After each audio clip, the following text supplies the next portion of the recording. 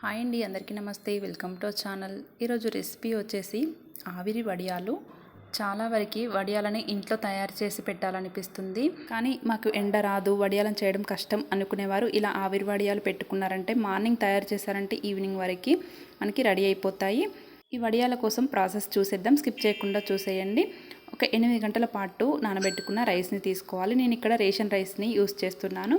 నానబెట్టుకున్న రైస్లో నుంచి వాటర్ని వడగట్టేసుకొని ఈ బియ్యంని మాత్రం మిక్సీ జార్లోకి వేసుకొని తగినన్ని వాటర్ వేసి మిక్సీ పట్టుకోవాలి.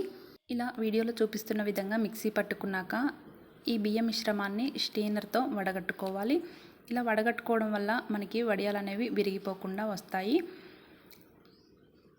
ఇందులోకి 1 టీ స్పూన్ వరకు మైదాని యాడ్ చేసుకోవాలి.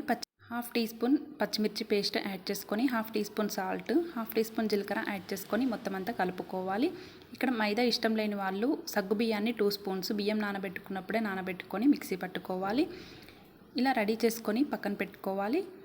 స్టవ్ పైకి ఒక బిందె తీసుకొని ఇందులోకి 1/2 వంతు వరకు వాటర్ యాడ్ చేసుకొని ఒక క్లాత్ని ఇలా వేసి టైట్గా కట్టుకోవాలి. మనం బిందెలో వేసిన వాటర్ బాగా మరిగి ఈ క్లాత్లో నుంచి పొగలు బయటికి వచ్చినప్పుడు మాత్రమే వడియాలను వేస్తే పర్ఫెక్ట్గా వస్తాయి. చూసారు కదా, పొగలు వస్తున్నాయి. ఇలా వడియాలను వేసుకున్నాక మూత పెట్టి ఒక 20 సెకండ్స్ పాటు వదిలేసారంటే మనకి ఇలా రెడీ అయిపోతుంది. చూస్తున్నారు కదా, చేతితో తీసినా సరే ఎంత ఈజీగా వస్తుందో. మనం ఒక్కొక్కటి ప్రిపేర్ చేయడానికి 30 సెకండ్స్ కంటే టైం ఎక్కువ పట్టదండి. చూసారు కదా, ఇలా వేసుకోవడం 20 సెకండ్స్ కాగానే ఇలా స్పూన్తో తీసేసినట్లయితే ఈజీగా వచ్చేస్తాయి. మనం ఇలా ఆవిరి పైన ప్రిపేర్ చేసిన వడియాలకి ఎండ అవసరం లేదండి. నీడలోనే ఇలా కాటన్ క్లాత్ వేసి ఈ కాటన్ క్లాత్ పైకి వేసేసుకోవాలి. మనం మార్నింగ్ చేసామంటే నైట్ వరకు ఫ్రై చేయడానికి రెడీ అయిపోతాయి. మీకు మార్నింగ్ టైం ఉండదు అనుకుంటే నైట్ చేసి పెట్టినా సరే మార్నింగ్ వరకు రెడీ అయిపోతాయి. చూసారు కదా, ఆయిల్లో వేయగానే డబల్ సైజ్ అయిపోయింది. మనకి క్రిస్పీగా పర్ఫెక్ట్గా వస్తాయి.